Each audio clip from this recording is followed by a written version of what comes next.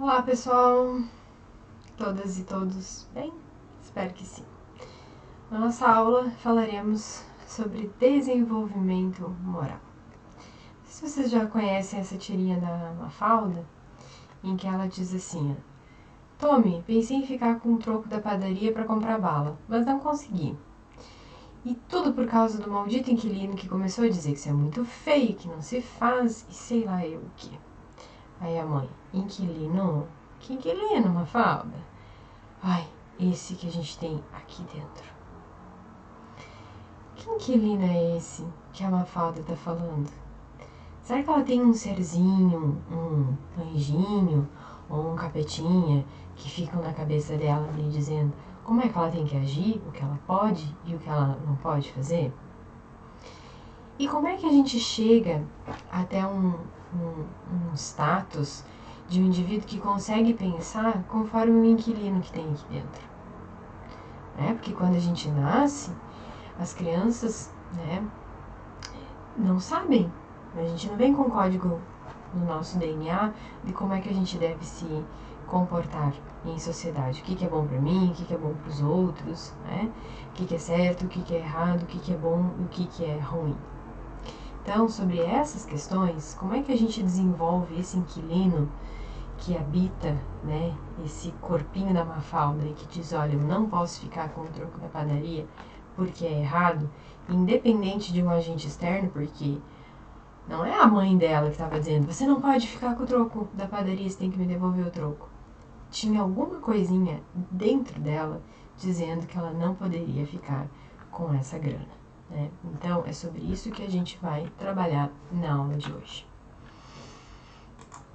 Então, os objetivos de aprendizagem dessa aula são compreender os aspectos de desenvolvimento moral na perspectiva de Piaget e Kohlberg e identificar os conceitos. O que é autonomia, o que é heteronomia moral, anomia moral, o que são estágios e analisar fatores que impactam no desenvolvimento da moral. Certo? Então vamos lá, começamos por esses dois aspectos, heteronomia e autonomia moral. O que eles significam?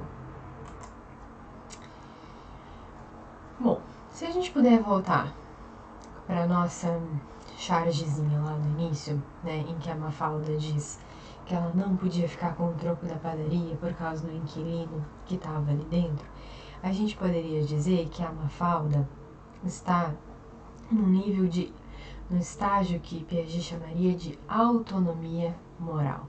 Kant já falaria disso, Na verdade, Piaget se baseia nas ideias de Kant para trazer essa questão de autonomia e heteronomia moral. Então, na autonomia, a obediência à regra, ou seja, posso ou não posso ficar com o troco da padaria? A obediência a essa regra, devo ou não devo, se dá por uma compreensão e pela concordância com a sua validade universal. Então, a Mafalda, quando ela diz que ela está agindo conforme o inquilino dela ali, ela está dizendo que ela concorda, com ele de que ela não pode ficar com o troco da padaria. E, na verdade, ela age conforme essa máxima, esse princípio, essa regra, porque não é só porque é bom para ela, mas é bom para um maior número de pessoas. Obedecemos porque concordamos que os motivos para a ação poderiam se tornar leis universais. Do contrário, então, pensar que uma regra pode se tornar uma lei universal é o que o Kant chamaria de uma máxima. Essa máxima é: gostaria eu que esta lei, esta regra se tornasse uma lei universal? Então, é como se em todas as minhas ações eu deveria pensar nisso. Gostaria eu que isso se tornasse uma lei universal? Então, é como se a Mafalda naquele momento estivesse pensando assim: gostaria eu que todas as pessoas se apossassem do troco da padaria e não devolvessem para o pai e para a mãe? Isso seria certo se todo mundo fizesse isso? Então vejam que nesse estágio de autonomia moral, o indivíduo ele consegue agir conforme princípios e valores que ele acredita que sejam bons não só para ele, mas também para os outros. E não porque alguém fica lhe mandando, mas essa ação, essa decisão, essa deliberação é interna. E é consciente. É consciente, é deliberada. Então o indivíduo compreende e concorda com esta ação, que é boa não só para si, mas também para os outros. Já na heteronomia moral, hétero vem de outro, né? Então, heteronomia moral significa que agir conforme regras, essa ação se dá pelo... A pessoa ela só segue aquela regra em função do medo de uma punição ou por uma vantagem ali que ela possa ter. Então, se eu não for pega, ou para eu ganhar muito bem, você se comportou, né? Ou se eu vou ter algum benefício com aquilo. Então, vamos pensar lá no caso da Mafalda, né? Se a Mafalda não tivesse agido conforme o seu inquilino interno e ela tivesse ficado entregue o troco para a mãe, porque se ela não entregasse, a mãe ia deixá-la de castigo, ela estaria sendo heterônoma. Ela não estaria agindo conforme uma regra que ela acha que é certo, mas em função do medo da punição, né? Então, para ela não levar a punição, ela devolve o troco. Então, o regulador é externo, não é interno, não é o inquilino, ele é externo. Tá? Então, essa é a principal diferença entre a heteronomia e a autonomia moral. Na autonomia, né, a autonomia vai prever que nenhuma regra, lei ou mandamento é boa em si, a não ser aquela que garante autonomia para todos.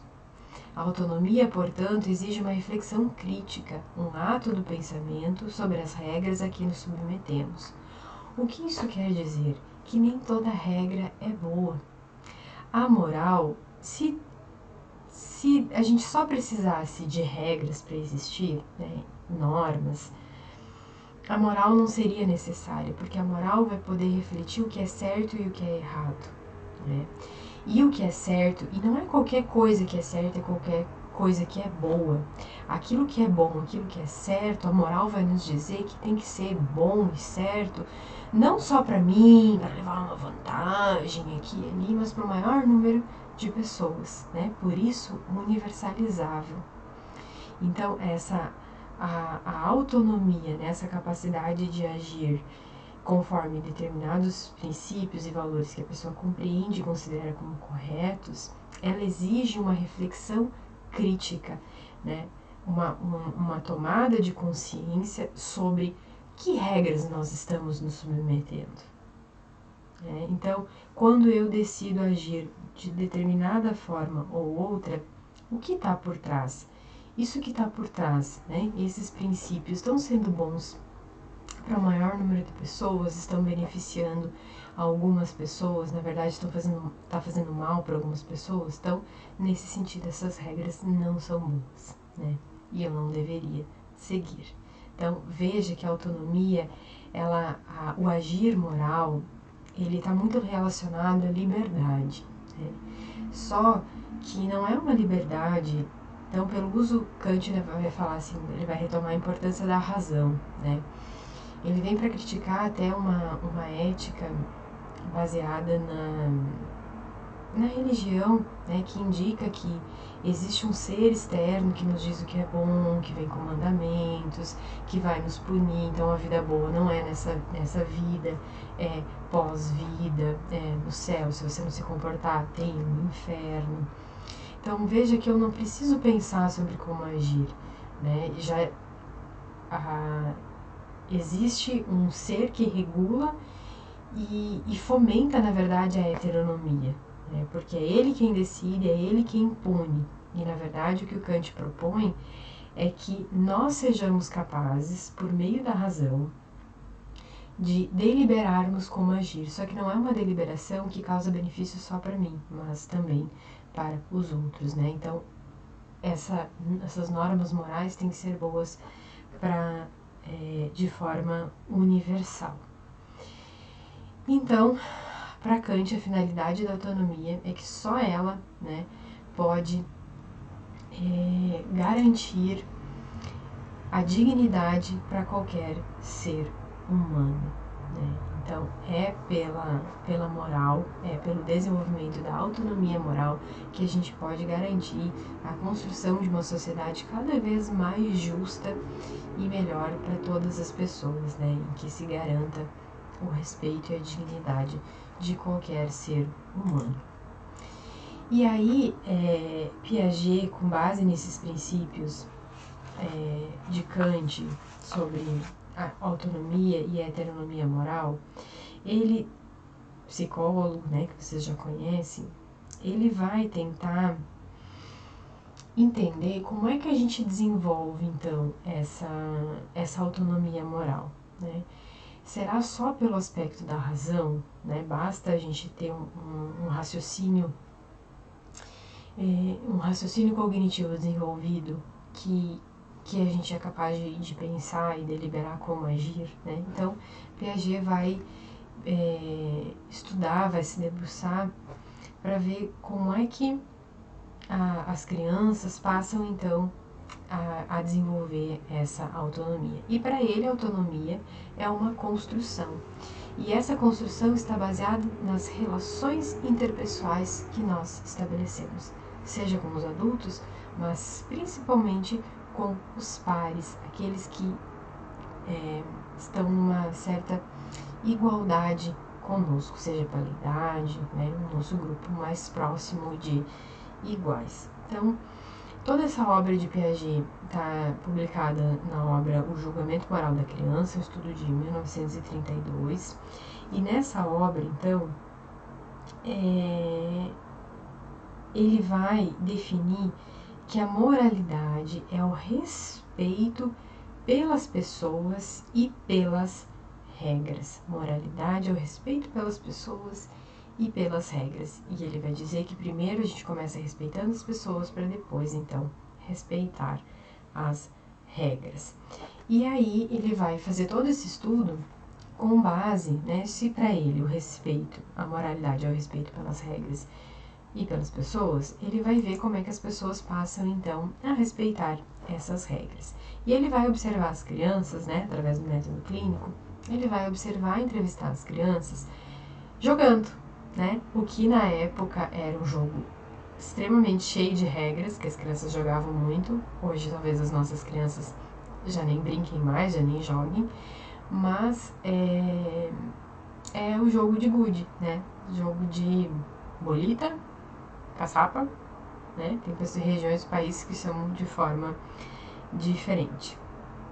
Então, entendendo que a moralidade começa pelo respeito que adquirimos às regras que nos cercam, né? Nada melhor do que observar como é que as crianças começam a praticar e a ter consciência dessas regras nas suas brincadeiras, nas suas interações. Então, observando as crianças jogarem, né, e as entrevistando, ele observou então que os indivíduos têm dois estágios, né, o estágio de prática de regras e o estágio de consciência de regras. E a prática delas, né, e a consciência se dá pelo respeito. Então, e aí ele observou que são dois estágios distintos, né, e que um antecede o outro. Então, vamos lá. O que ele descobriu? Né? A prática das regras é o modo como as crianças usam as regras nas suas brincadeiras, né, nas suas ações. E aí ele encontrou esses 4 estágios aqui, que é a prática irregular individual, prática de imitação, cooperação e o interesse. Então, o primeiro estágio de prática de regras é aquele das crianças bem pequenas, até mais ou menos os 3 anos de idade, em que elas jogam em função, né, do seu próprio desejo, né, da forma como querem, né, não tem um exercício de alguma regra, de uma prática de regras. Elas simplesmente pegam aqueles objetos e brincam como elas querem, de forma individual. Às vezes interagindo com alguém, né? Mas principalmente de forma individual. A partir então dos 3 anos, mais ou menos dos 3 ou 6 anos, as crianças elas já começam a inserir as regras no seu jogo, mas de forma imitativa, né? Então é como se elas começam a imitar os mais velhos que elas vêm jogando, não é? Fazendo muitas das coisas que os adultos, né, fariam. Mas, quando você chega perto delas, você percebe que elas elas não percebem isso como obrigatório, né? Então, elas vão mudando as regras conforme, né, o seu desejo. Então, é praticamente um estágio egocêntrico. Cada criança joga para si, embora todos estejam imitando os mais velhos. Elas não se dão o trabalho de imitar as regras, de combinar essas regras, e elas vão modificando conforme têm vontade. A partir dos 7 ou 8 anos de idade, Piaget já identificou que entre os 7 e os 10,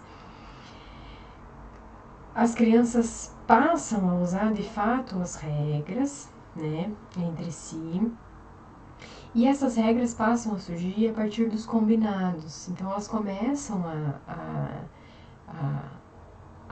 a usar essas regras e elas começam a perceber que essas regras têm que ser boas não só para elas, mas tem que ser o combinado ali no grupo. Então tem que ser bom para o grupo, né? Então esse é o estágio, né, da cooperação nascente.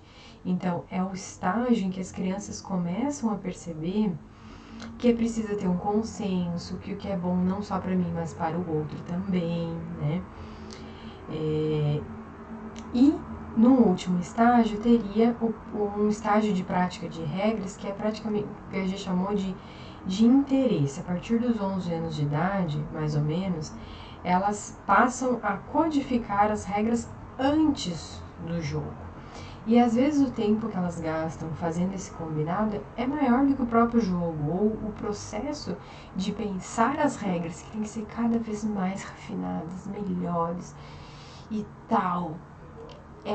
É o que elas gastam mais tempo, o que é mais prazeroso para elas, na verdade, do que que a própria atividade. Então elas têm que ser cada vez mais justas e completas. Paralelo a esse estágio de prática de regras, crianças também vão desenvolvendo a consciência às regras, né? Então, nesse primeiro momento aqui de prática irregular e individual, se a gente, quando Piaget perguntava para as crianças se as regras eram importantes, eram necessárias ou poderiam ser mudadas, nessa faixa etária, mais ou menos até os 3 anos de idade, as crianças não tinham nenhuma consciência de regras, né? Então, total não consciência, né? Nenhuma compreensão, nenhuma obrigatoriedade. Já no segundo momento, então, quando elas começam a imitar, veja, elas já sabem que existem regras, então elas começam a imitar o jeitinho dos mais velhos jogarem, né? Então elas estão tomando consciência dessas regras. Então o estágio de consciência, né, tá nascendo. Então, antes elas não tinham consciência nenhuma, elas começam a perceber as regras como sagradas. Só que lembra que eu falei que é um estágio de pura imitação, um estágio egocêntrico? Então, nesse momento em que as crianças imitam as regras, apesar de estarem imitando, quando Piaget perguntava para elas se as regras eram importantes, sim. Tem que ter regras? Sim. Pode mudar? Não. Só que na prática, elas mudam a sua vontade. Então, na consciência, regras são necessárias, são sagradas, muito em função dessa questão da imposição do adulto, de que tem que seguir a regra, né? Que as coisas são importantes, que não podem ser mudadas. Mas na prática, as crianças ainda não conseguem seguir né, os combinados. Elas seguem ainda em função da sua vontade. Veja que a regra, ela vale para si. Esse princípio de que uma regra tem que ser boa não só para si, mas tem que ser boa para o outro, ainda não existe. Tá? E aí, um terceiro estágio de consciência seria a partir, então, esse estágio de ver as regras como sagradas, na verdade, ele vai até os 8, 9 anos de idade. Então, ele pega um pouco essa faixa aqui da cooperação, né? E ele passa realmente a ter consciência de que as regras devem ser uma combinação no grupo e que tem que ser boas não só para si, mas para os demais, quando elas estiverem mais no estágio de prática de interesse das regras, né? Então, o Piaget chamou esse estágio de combinação do grupo, né? Em que as crianças passam a considerá-la como algo elaborado pelo grupo e que serve na medida em que foi combinado por todos. Consideram que é importante obedecer a regra não porque ela é sagrada, mas porque com ela é possível todos jogarem em iguais condições, tá? Então, as regras servem para todos e vêm de todos. Olha que interessante, né? O princípio da autonomia moral presente. Lembra que eu falei que a regra ela tem que ser boa não só para si, mas também para os outros? Então vejam que esse estágio de consciência de regras aqui é extremamente importante, tanto a prática no grupo e a consciência dessas regras como boas, né, para todos e vindo de todos, é muito importante para o desenvolvimento, né, da autonomia moral. E aí a gente pode se perguntar, né, o que vem antes, a prática ou a consciência? Então, o que Piaget descobriu é que o primeiro as crianças praticam e depois elas têm consciência. E aí muitas vezes a gente acha que as crianças têm que saber o porquê, né, e para agir, mas na verdade as crianças elas praticam, né? Primeiro vem a prática para depois vir a consciência.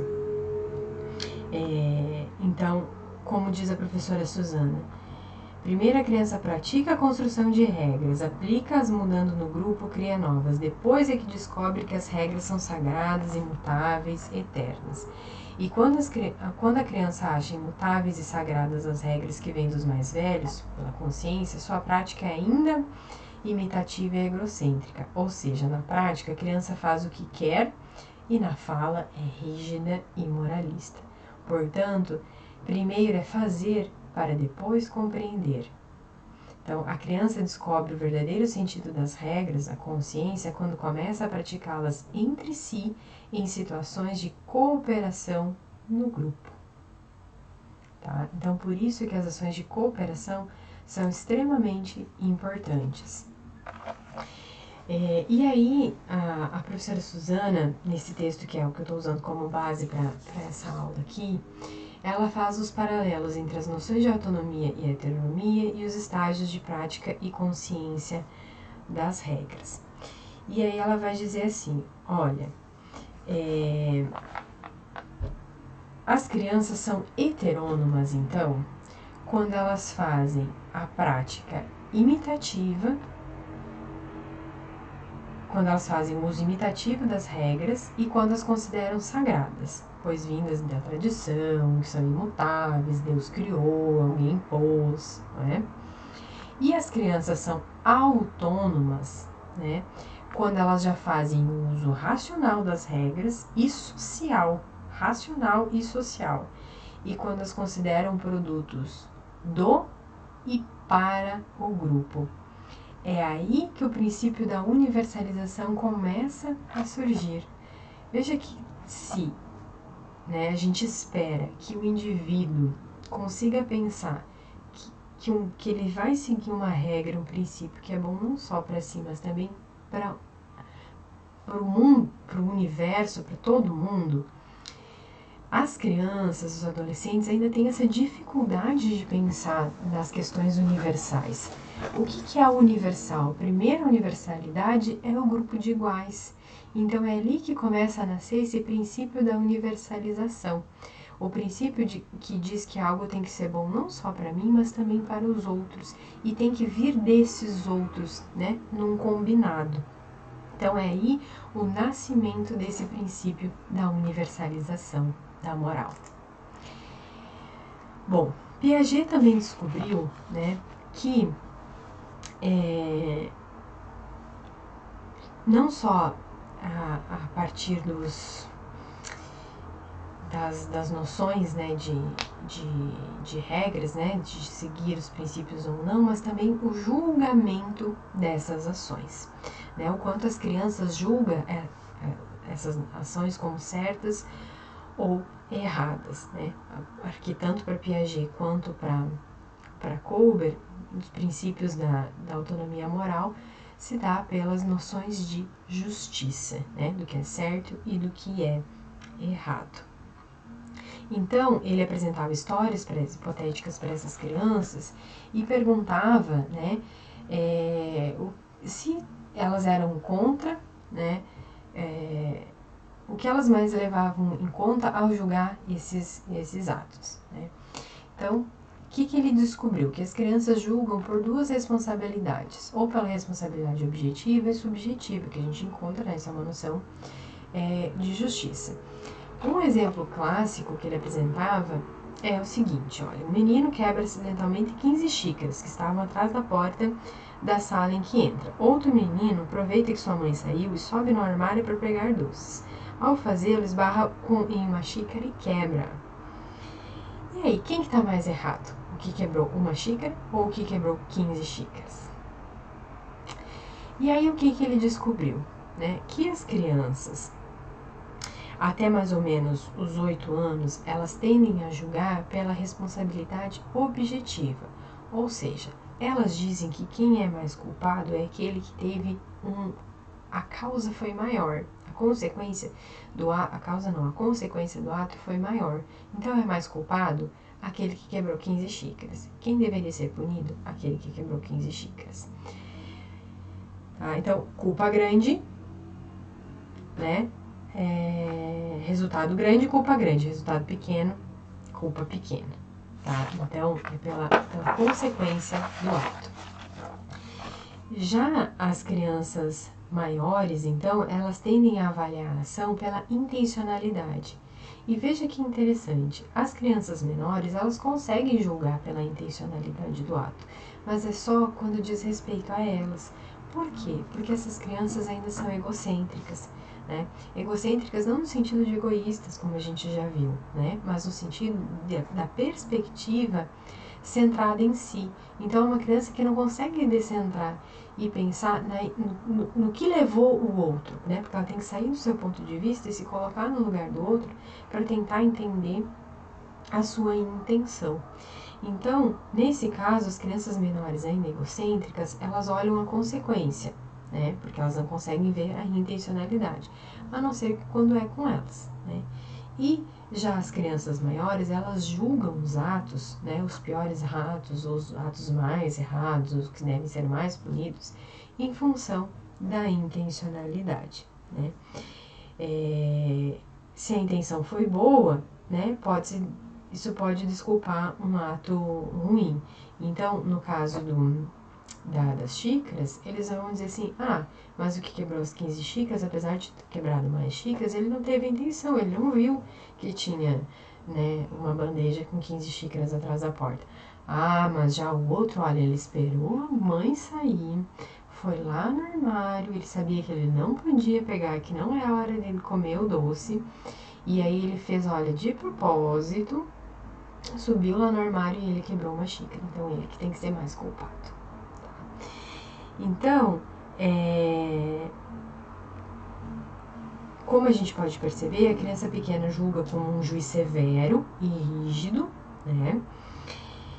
E examina o tamanho do crime e não quem cometeu e por quê, né? E quando a gente julga os atos das crianças, a gente também faz isso, não é? A gente julga pelas consequências do tamanho, né, das ações. Então, isso tudo tá ligado a essa noção do desenvolvimento moral. E aí, quais são as consequências dessa percepção, né, de prática e consciência e do julgamento das ações? Né? Um pouquinho antes, então, da gente falar dessas consequências, a gente pode ver, então, essas noções de justiça, né, que Piaget nos traz. Então, quando a gente pensa, né, na responsabilidade objetiva ou subjetiva, a gente pode, então, a partir disso, Piaget chegou às seguintes conclusões, que as crianças vão desenvolvendo 3 noções de justiça. A primeira noção de justiça que a criança tem se desenvolve até mais ou menos os 8 anos de idade, não é? E aí ele poderia chamar de justiça imanente, ou seja, toda falta acarreta uma sanção automática, né? E, como a gente viu, né, as crianças são extremamente rígidas, elas acham que as regras são imutáveis e que as pessoas têm que ser punidas. A partir dos 8 a 11 anos, elas já vão, então, desenvolvendo uma noção que Piaget chamou de justiça retributiva, que é muito em função dessa responsabilidade objetiva, né, que ela desenvolve. Então, nessa noção de justiça, quanto maior a falta, maior a sanção. E é só a partir dos 11 anos de idade, né, que as crianças os adolescentes são capazes, então, de pensar, né, ter uma noção dos atos como certo e errados em função, né, da intencionalidade de outras questões. Então, ela vai dar, a partir dessa idade, ela vai dar primazia pelos princípios de igualdade e reciprocidade. Ela vai conseguir julgar também pela intencionalidade dos atos e vai começar a perceber que as coisas têm que ser boas não só para uma pessoa, mas também para os outros, né? O que vale para um, vale para o outro, regras que não são boas, né? Quando alguém comete uma injustiça, então ela já consegue, né, perceber. Então, essas noções de justiça vão se desenvolvendo, né, ao lado do desenvolvimento, né, da autonomia moral. E aí a gente pode, então, chegar à conclusão de 2 morais, a partir dessa questão da consciência e prática das regras e das noções de justiça, né? Piaget conclui, então, na existência da moral do dever e da moral do bem. A moral do dever é aquela moral, então, heterônoma, né? Erra-se, então tem que ser punido. A moral do dever também aparece também nas noções de justiça, né, das crianças. Os pequenos tendem a achar mais justo o que foi mandado por uma autoridade, ou pais, ou professores, mesmo que entre iguais companheiros esse mando resulte em tratamento desigual ou injusto. Tá? Então, quando elas falam que é certo que vem de um adulto, de uma autoridade. Então, nessa moral do dever, a prática das regras é imitativa e egocêntrica. A consciência faz com que se veja as regras como sagradas e imutáveis. Os atos dos outros são julgados pelas consequências, né, pelo resultado aparente. As mentiras e os erros são mais feios quanto mais passíveis de serem descobertos e punidos, né? Então, a Suzana até pergunta aqui no texto, né? Você conhece alguém assim? Né? Não é só em crianças que a heteronomia moral acontece, né? Há tantos adultos que agem desta forma. E ao contrário dessa moral do dever, então nós temos a moral do bem. A moral do bem é aquela que é guiada não pelo risco da punição ou pela promessa do prêmio, né? Mas pela solidariedade aos outros, né? Pela regra da reciprocidade. O que é bom para mim tem que ser bom para você, assim como tem que ser bom para mim, né? Então, é um princípio, a reciprocidade para Kant né, vimos que é um princípio, um imperativo. Age como se a máxima de uma ação se devesse tornar pela tua vontade uma lei universal da natureza. Né? Reciprocidade, para Piaget, é o modo de se relacionar com os outros, onde todos têm as mesmas oportunidades e chances de participação e de interação no grupo. Seja num grupo, num jogo, no trabalho, em discussões, na política. Então, o que vale para mim, vale para o outro. Todos têm que ter as mesmas oportunidades, as mesmas chances. Então, na moral do bem, ou na autonomia moral, as crianças, os indivíduos, não só as crianças, mas os indivíduos em geral, eles discutem e cooperam, eles operam com, né, entre si, de forma a construir e ou decidir as regras que o grupo se submeterá. Tem consciência da regra como um produto do grupo que tem razões racionais e sociais para existir e que pode ser mudada, se isso se fizer necessário. Eles também julgam os atos, né, julgam os outros colocando-se no lugar deles e assim são capazes de avaliar as intenções. Consideram mais errado mentiras e outras transgressões aquilo que mais prejudica as relações de confiança, de solidariedade entre as pessoas, a convivência no e do grupo, mesmo que isso se mostre velado, disfarçado e escape à punição diretiva. Né? Enfim, consideram justo aquilo que resultar no benefício distribuído o mais igual possível, o mais equitativo, ou, como diria o filósofo, no que garantir a dignidade para todo e qualquer ser humano, ninguém ser usado como um meio para o outro. Tá? E aí fica essa questão, como é que a gente pode, então, promover o desenvolvimento dessa moral? Como é que a gente sai de um estágio de heteronomia moral para um estágio de autonomia? O que é importante, então, nesse processo? Então, Piaget vai dizer que antes até desse estágio de heteronomia moral, a gente estaria no estágio de anomia. Anomia de sem regras. A, prefixo de negação. Nomia, regras. Então, sem regras. Quando a gente nasce, bebezinho, não fala ainda, né? Mal interage ali, a gente não tem noção nenhuma de regras. Quando a gente começa a falar, começa a interagir com os adultos, né? Brincar, imitar outras brincadeiras e tal. Nessa interação com esses primeiros adultos, esses adultos, então, vão nos dizendo, ó, faça isso, não faça aquilo, pode isso, não pode aquilo. Então, é pela coação adulta, né?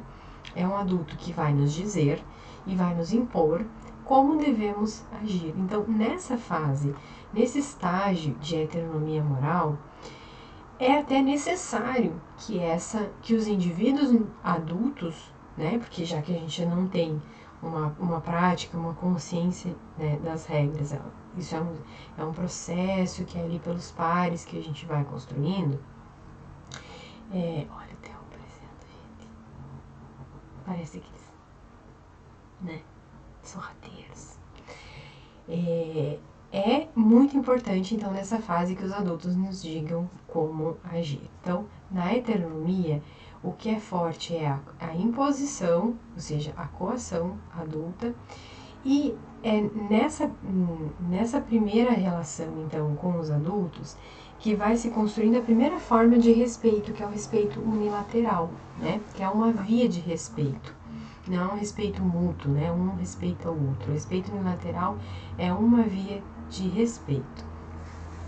Então, nessa fase, então, que o adulto exige, né, que o indivíduo se comporte de determinada forma, né? O indivíduo respeita, então, ele passa. Veja que o Piaget já diria, né? O respeito às regras começa pelo respeito às pessoas. Então, o indivíduo vai agir conforme essas regras em função do medo de perder o amor, né? O medo de perder a confiança, o cuidado desse adulto, ou pelo amor que tem por esse adulto. Então, essa relação de respeito unilateral, eu gosto de você, então eu vou te obedecer, né, eu vou fazer o que você manda, e porque eu não quero ser punido, eu não quero perder o seu amor, eu não quero que você fique triste comigo, não quero que você, né, faça cara feia. Então, é em função disso que os indivíduos começam a agir, começam inseridos no mundo da moral. Então, como vimos nesse estágio aqui de heteronomia, as crianças vão agindo conforme as regras que os adultos vão lhes dando. A gente viu que elas passam a praticar de forma imitativa, acho que essas regras são sagradas, que as regras vêm dos adultos e que não podem ser mudadas, né? E que são sagradas. Embora na prática, muito egocêntricas, elas agem, né, conforme a sua vontade. Então veja que nessa fase a gente tem um egocentrismo muito alto, né? Assim, como a gente pudesse ver um nível de egocentrismo muito, muito, muito, muito alto. Ou seja, o indivíduo não consegue sair da sua perspectiva e pensar na perspectiva, né, do outro.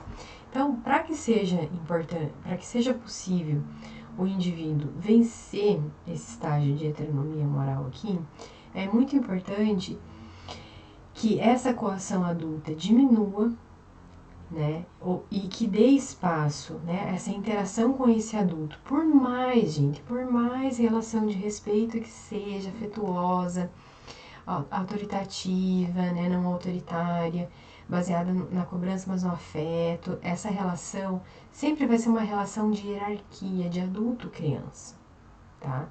Então, sempre vai haver uma relação de poder ali existente, seja do professor, da família, né, com essa criança, com esse adolescente. Então, tem uma relação ali de coação. E onde é que a gente viu que as crianças os indivíduos começam a pensar realmente e a praticar regras, a ter consciência dessas regras, nas práticas cooperativas com seus iguais, não é? Então, quando tem um adulto, aquela heteronomia latente vai dizer assim, não, o adulto tá ali, tá me mandando, é importante. Então, nessa relação com os adultos, sempre vai ter essa questão do poder da autoridade, muito presente, muito forte para a criança.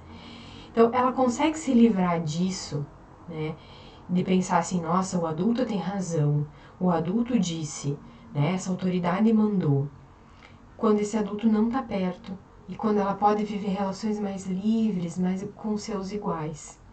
Então, é na prática com os seus pares que ela vai conseguir vivenciar essas regras, praticar essas regras e ter consciência dessas regras.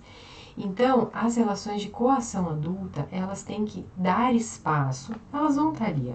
O adulto vai continuar se relacionando com as crianças, com os adolescentes, com os jovens. Mas é importante que tenha assim, mais espaços, mais relações com iguais, relações de cooperação. Cooperar é operar com o outro, né? Então são trocas equilibradas, justas, para resolver problemas, né? Para encontrar soluções, para agir, para resolver, para estar realmente agindo, né? Com os outros. Então, a cooperação é estabelecer essas trocas equilibradas com os outros, trocas de favores, interações, materiais, influências, mas tá tudo num equilíbrio, porque é entre pares, é uma coisa que é boa para mim, lembra da reciprocidade? Boa para mim, boa para você, tem que ter um equilíbrio, né? Então, quanto menor for, menos interações de coação dessa autoridade, né? Que sempre tem poder, por mais respeitosa que seja essa relação, sempre é uma relação de coação, uma relação hierárquica. E mais relações de cooperação. No lugar do respeito unilateral, nas relações com pares, né, há essa possibilidade da vivência do respeito mútuo e até da vivência da consequência das ações. Porque assim, eu faço uma coisa que a minha mãe não gosta, ela vai continuar sendo minha mãe. Eu faço uma coisa que a prof não gosta, mas ela vai continuar sendo minha prof. Ela vai ficar chateada, mas ela vai continuar sendo minha prof. Agora, eu quebro uma regra lá no grupo que a gente tinha combinado e meu amigo fica muito chateado. E ele pode deixar de ser meu amigo. Então vejam que é com as relações entre pares que a gente pode experimentar a vivência e a importância das relações de respeito mútuo, as relações de reciprocidade, que é bom para mim tem que ser bom para você, né? O que é bom para você também tem que ser bom para mim, o que vale para você tem que valer para mim. Se eu te respeito, você também tem que me respeitar, né? E se você não me respeitar, logo isso vai ter uma consequência, a gente vai viver isso, tá? E é também nas relações entre pares que é mais fácil de haver a descentração. Então, nessas trocas equilibradas, veja que aquele crescente, que, né, as crianças eram tão egocêntricas, quanto mais interações, né, a partir principalmente dos 5, 6 anos de idade em diante, quanto mais trocas elas tiverem, mais nessas ações de brincadeiras, jogos, atividades, né, nessas interações com seus pares, mais elas vão conseguir descentrar na sua perspectiva, ou seja, pensar o que o outro está pensando, né? Então, para combinar como vai fazer atividade, para combinar como é que vai ser o jogo, para combinar como é que vai ser a brincadeira, ou por que o outro ficou chateado, né? O que eu fiz que tu tá chorando, né? Ah, mas não foi minha intenção, como assim? Então explica, né? Então são nessas interações que o indivíduo vai conseguindo se colocar então no lugar do outro. E gente, não tem um monte de adulto que não sabe fazer isso. Eu não sei onde é que eles perderam essa capacidade de descentrar, deixar em algum lugar, né? Lá atrás no seu desenvolvimento. Pensam só na sua perspectiva, só no seu umbigo, né? Aí já deixam de ser egocêntricos e passam a ser egoístas, né? Porque o egocentrismo tem a ver com a perspectiva centrada em si, não necessariamente é egoísmo, tá?